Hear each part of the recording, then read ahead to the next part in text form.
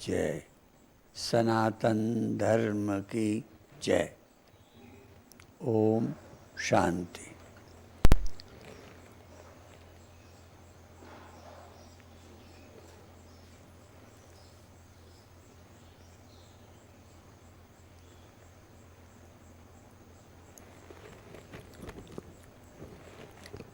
साधकों की अलग अलग स्थिति रहती है और साधक के भेद से ही साधना का भी भेद हो जाता है।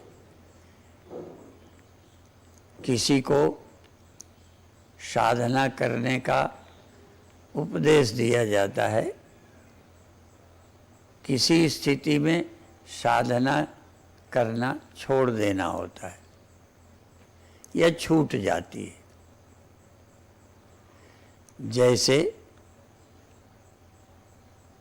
फल कारण फूली बन रहा है, फल के लिए पौधों में फूल आता है, फल कारण फूली बन रहा है, फल लागे ते फूल भी लाए। जब फल आ जाता है तब फूल खो जाता है, मुरझा जाता है। तो ज्यों ज्यों हम अगली स्थिति में जाते हैं कुछ चीज़ें छूटती जाती हैं।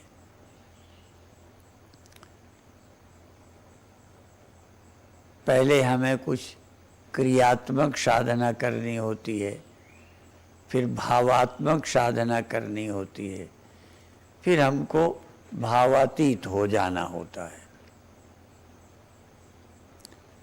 कोई भावना नहीं करनी, लेकिन सबके लिए एक ही बात नहीं है। जिस स्तर का साधक उसी स्तर की साधना। किसी ने कहा है थोड़ी ही देर में मेरी सूरत शून्यावस्था में चली जाती है और उस समय हम उस शून्य के साक्षी होते हैं। फिर हमें क्या करना चाहिए? एक श्लोक है, भाववृत्त्या ही भावत्वम शून्यवृत्त्या ही शून्यता पूर्णवृत्त्या तो पूर्णत्वम तस्मात् पूर्णत्वम अभ्यसेत। भाववृत्त्या ही भावत्वम, हम जिसकी भावना करते हैं वो भाववृत्ति हो गई कि ये है, ऐसा है, ये भाववृत्ति हो गई। दूसरा है शून्य वृत्ति, जैसा कि किसी साधक ने पूछा है, शून्य वृत्तिया ही शून्यत्वम। जब शून्य वृत्ति हो गई तो हम उस शून्य के साक्षी हो गए। लेकिन हमें शून्य का भी ध्यान नहीं करना, पूर्ण वृत्तिया ही पूर्णत्वम, क्योंकि शून्य कभी भी बिना साक्षी के नहीं हो सकता।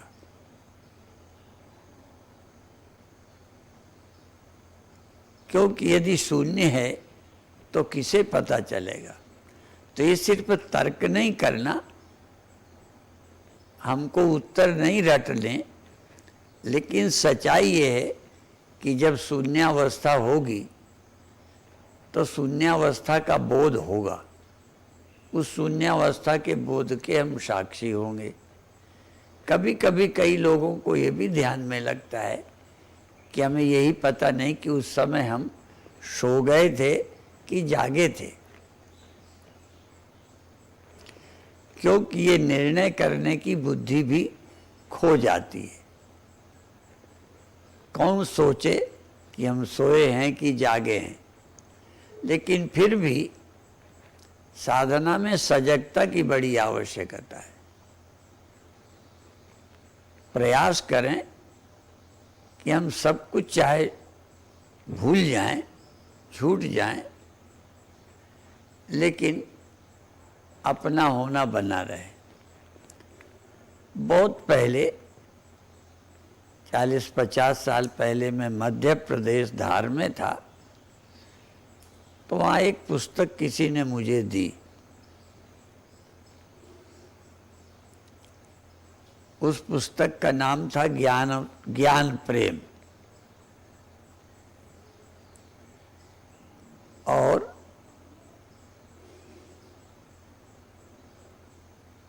उसने अपने ध्यान के अनुभव लिखे थे कि मैं गुरु के पास गया, उन्होंने मुझे ध्यान की विधि बताई और उन्होंने मुझे पशु से मनुष्य बना दिया, पशुता से ऊपर उठ गया।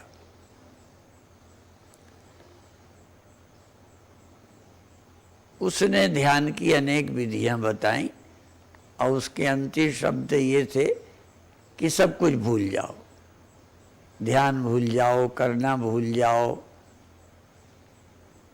भूल को भूल, भूल को भी भूल जा, तो तेरा काम हो जाएगा। और एक ध्यान की विधि बताई, तन ढीला कर, शरीर को ढीला करो। ये शरीर को शिथिल करना सबसे ऊंची साधना है।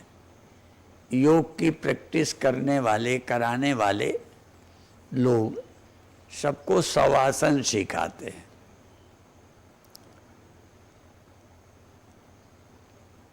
कोई लोग उसे शवासन कहते हैं, पर मुख्य है शिथिलीकरण। केवल एक लोगों के लिए कम अच्छा है जिन्हें जल्दी नींद आ जाती है, नहीं तो ये सबसे अच्छे ध्यान की विधि है कि पीठ के पर कुछ बिछा कर लेट जाओ और लेटने के बाद अपने सारे शरीर का बोझ पृथ्वी पर डाल दो और शरीर को बिल्कुल मुर्दे की तरह डाल दो। फर्क सिर्फ इतना रह जाए कि मुर्दे में उस समय चेतना नहीं है और तुम में चेतना है, बस चेतना है, बाकी शरीर को मुर्दा कर दो। अपनी ओर से कुछ न हो। आपने देखा होगा कि अधिकतर मुर्दे फूल जाते हैं, शव फूलता चला जाता है। तो इसी तरह से आपको भी शरीर को जब शव की तरह, मुर्दे की तरह छोड़ देंगे तो शरीर अपने आप अंदर से कुछ फूलने या फैलने लगेगा। यह शरीर वजनी होगा तो लगेगा शरीर का वजन बढ़ रहा है। तो उन संवेदनाओं का अनुभव करते रहो, जो कुछ हो जानते रहो। कुछ देर के बाद आप शरीर को आप कुछ मत करो, भारी होता है तो होने दो, साक्षी बने रहो। हल्का होता है तो हल्का हो जाने दो, साक्षी बने रहो। यदि जमीन से उठने लग जाए तो उठने दो, उसको रोको मत। यह शरीर के भीतर कुछ कंपन विशेष चलने लगें तो उन्हें भी चलने दो। जैसे मुर्दे में भी कुछ न कुछ होता ही रहता है, फूलता रहता है, फैलता रहता है, पर वहां कोई दृष्टा साक्षी नहीं है। परंतु आप दृष्टा बने रहो। शरीर को सचमुच छोड़ दो। थोड़ा दर्द होगा और क्या होगा, मक्खी बैठ जाएगी और क्या होगा, शरीर में थोड़ी कहीं खुजली सी मालूम पड़ सकती है, तो थोड़ा धैर्य रखो, बर्दाश्त करो।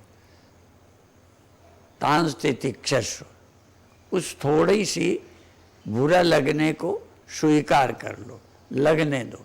यदि आप राजी हो जाओगे तो बुरा लगना बंद हो जाएगा। मुझे ध्यान का अनुभव है, कभी जब मैं बैठा तो वैसे एक मक्खी बैठते ही बर्दाश्त नहीं होता, तुरंत हाथ आपका मक्खी उड़ाने में जाएगा। पर जब मैं ध्यान में बैठा तो मक्खियां बैठ रही हैं, उड़ाने का भी मन में भी नहीं आया, संकल्प भी नहीं हुआ। कभी कभी वो आँख के कोने में बैठकर चुभाने की कोशिश करे मक्खी, लेकिन वे शांत। यहाँ तक कभी कभी मक्खी ऐसी बैठ गई जैसे मधुमक्खी छत्ते में बैठी होती है। तो आप जब राजी हो जाएंगे तो ये जो एक सेकंड मक्खी का बैठना बर्दाश्त नहीं होता, आपको बुरा लगना बंद हो जाएगा। ऐसे ही जरा सी खुजली हुई, हाथ पहुंच जाता है, स्वीकार करो, होने दो। जब आप राजी हो जाएंगे तो खुजली थोड़ी देर बाद अपने आप बंद हो जाएगी, क्योंकि कुछ तो खुजली होती है, कुछ हमें महसूस होती है। ये जो महसूस करने में ज़्यादा हम जुड़ जाते हैं, उससे खुजली और बढ़ जाती है। जिससे तुम जुड़ जाओगे वही बढ़ जाएगा। जैसा कि अभी एक दिन मैंने बोला था कि हम लोग कहते हैं ये मेरा दुश्मन है। यदि आपका मेरा न जुड़े तो दुश्मन कहाँ रह जाएगा? तो मेरा है तभी दुश्मन है, और मेरा है तभी मित्र है। मेरा नहीं है तो कोई मित्र कैसे? इसलिए ये जो मेरा है, थोड़ी देर के लिए मेरा छोड़ दो। दो ही चीज़ें छोड़नी हैं, अहंता और ममता। पहले क्या करो? ममता छोड़ दो। देह मेरा है, ये मेरा है, और कुछ मेरा है, ये मेरे मेरे का भजन छोड़ दो। द्वे पदे बंद मोक्षाय निर्ममेति ममेति च। ममेति बध्यते जंतुर निर्ममेति विमुच्यते। दो ही पद है बंधन और मोक्ष का। क्या है?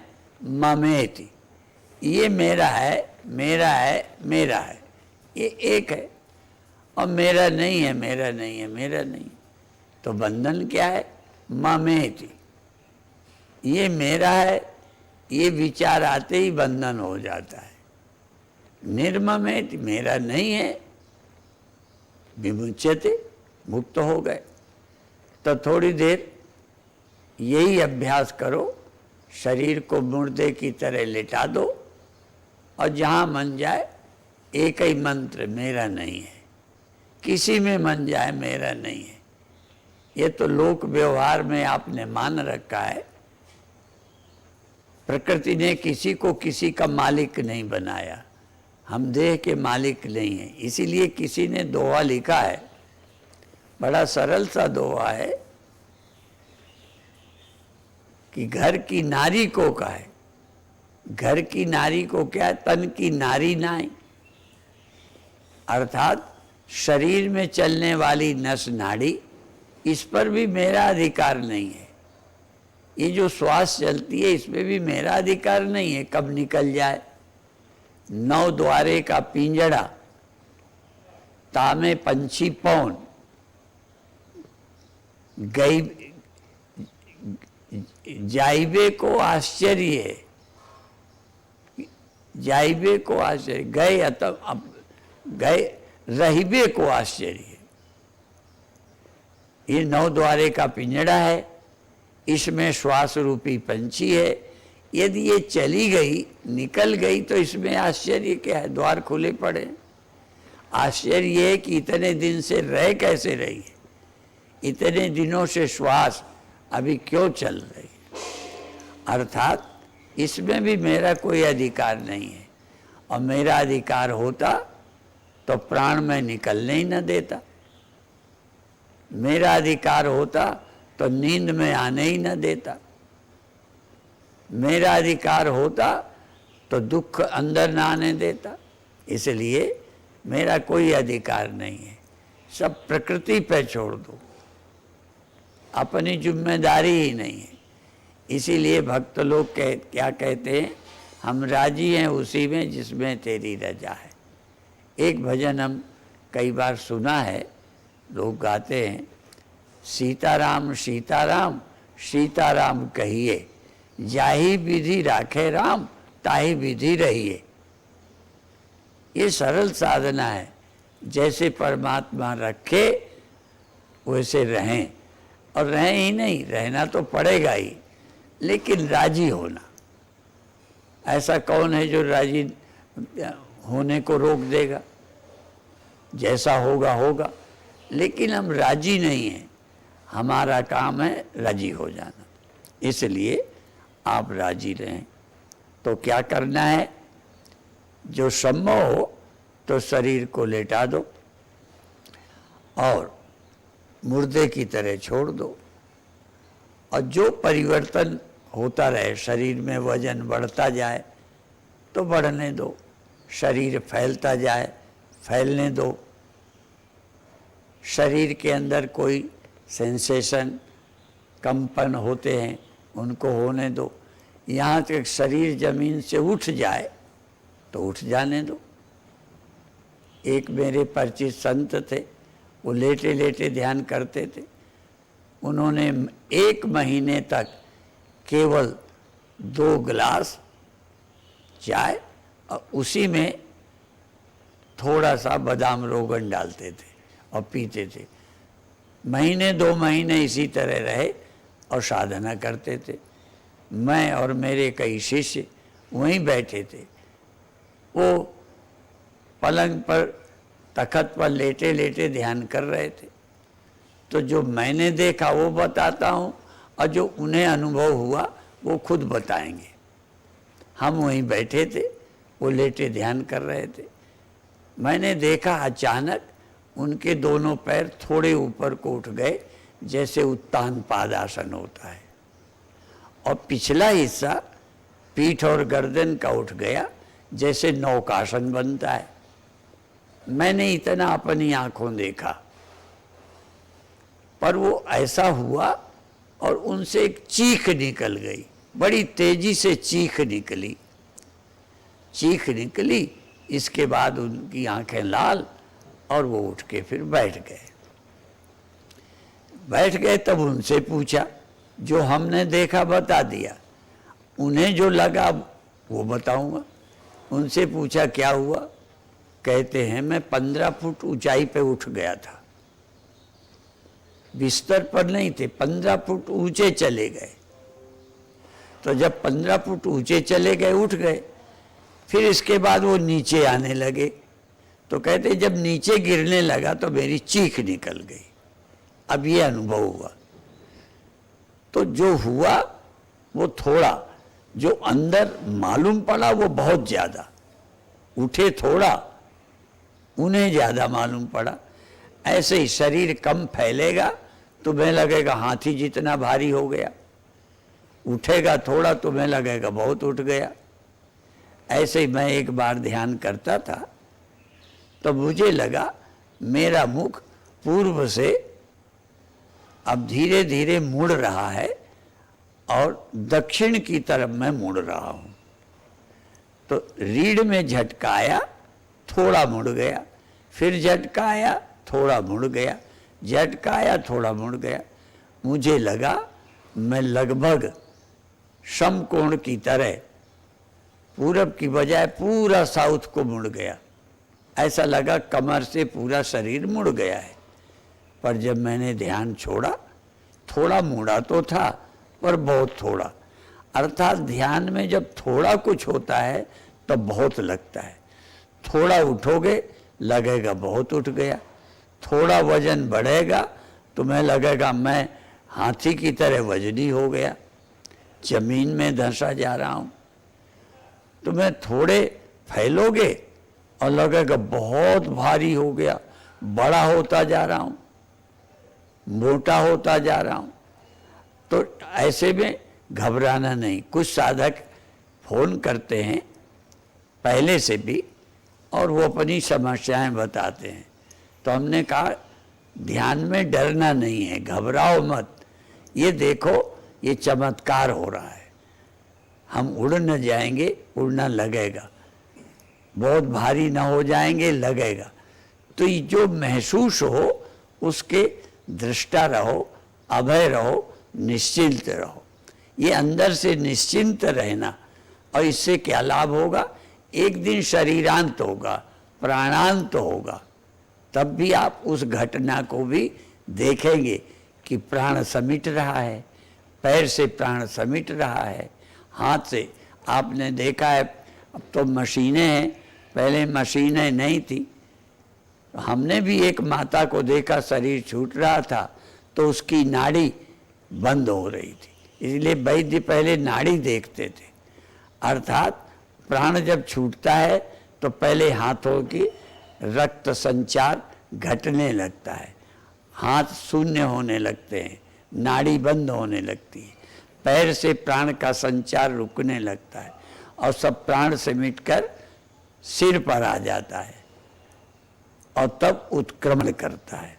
उत्क्रामंतम स्थितम वापि भुंजानम व गुणान्वितम विमूढ़ा नानुपश्यन्ति पश्यन्ति ज्ञान चक्षुषा। जो डरते नहीं, सावधान है, वो इस होने वाले परिवर्तन को देखते रहते हैं।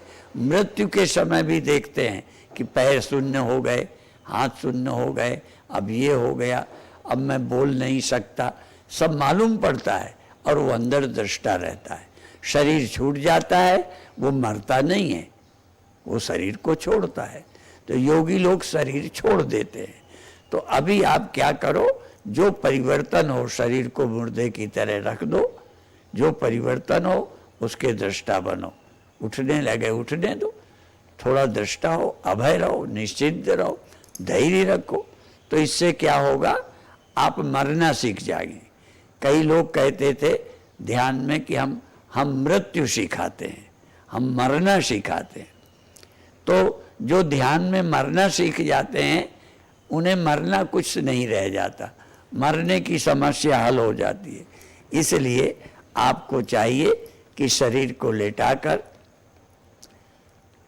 पैरों को शिथिल कर दें, हाथों को शिथिल कर दें, पूरे धड़ को शिथिल कर दें, पूरे देह का भार पृथ्वी पर डाल दें और जो भी परिवर्तन हो उसके दृष्टा बने रहें। शुरू शुरू में क्या कर सकते हैं कि थोड़ी लंबी श्वास लेके 1-2 सेकंड रोक दें और फिर छोड़ दें। उससे क्या होगा, शरीर भर में श्वास पहुंचा दें, फिर निकल जाने दें। जैसे प्राण सिमटता है मृत्यु के समय, तो अभी आप प्रैक्टिस करें, शरीर भर में प्राण पहुंचाएं, हवा पहुंचा दें, फिर निकल जाने दें, फिर हवा पहुंचा दें। जैसे गुब्बारे में कोई हवा भरता है, फिर निकाल देता है, फिर भरता है, फिर निकाल देता है, ऐसा करें। और थोड़ी देर के बाद करना बंद कर दें, क्योंकि करते रहेंगे तो पूरे न मर पाएंगे। पूरा मरने के लिए आपको करना बंद करना है, इसलिए छोड़ दें। फिर श्वास चले न चले, कितनी चले, ना आवे तो ना आवे, रुक जाए तो रुक जाए, यहाँ तक सचमुच प्राण निकलता हो तो निकल जाने दे। एक दिन तो निकलेगा ही, तो अभी से अभ्यास करें। इसलिए जा मरने से जग डरे, मेरे मन आनंद, मरने से ही पाइए पूर्ण परमानंद। तो इस मरने का अभ्यास करना है। ये प्रयोग आप किसी टाइम थोड़ी देर लेट के 10 मिनट से 20 मिनट तक करें, फिर धीरे धीरे से आधा घंटे करें, 40 मिनट से ज़्यादा नहीं करें। कई बार ज़्यादा ध्यान लगने पर लोगों को डर लगता है कि फिर उठाएगा कौन। डरो मत, उससे कोई नुकसान नहीं होगा, और घर वालों को कहो घबराएं नहीं। यदि ज़्यादा देर न उठे तो एकदम झटके से नहीं आवाज़ दें, ये कह दें समय हो गया है, अब उठिए, सावधान होइए। क्योंकि एक बार मैं विद्यार्थी था तो एक डिप्टी साहब आए, उनके साथ चपरासी था। अब डिप्टी साहब ने मेरे को कह दिया चपरासी को जगा दो। मैं विद्यार्थी था, मैं जगाया, जो उसको जगाया तो एकदम वो चिल्ला के उठ पड़ा, घबरा गया। तो इसीलिए ध्यान वाले को भी एकदम झटके से कुछ नहीं, बड़े धीरे से। पहले जब लोग सोते थे तो रघुवंश में आता है कि अब उठिए, वेद शून्य प्रदीपा, दिया वेद शून्य हो गए। जब दिया जलता है तो एक रोशनी का एरिया रहता है, बाकी में अंधेरा रहता है। तो जब दिन हो जाता है तो भेद शून्य हो जाता है। दिया की रोशनी का और बाहर का भेद मिट जाता है। तो ऐसे उठाते थे। तो ऐसे ही हम भगवान को भी जगाते हैं।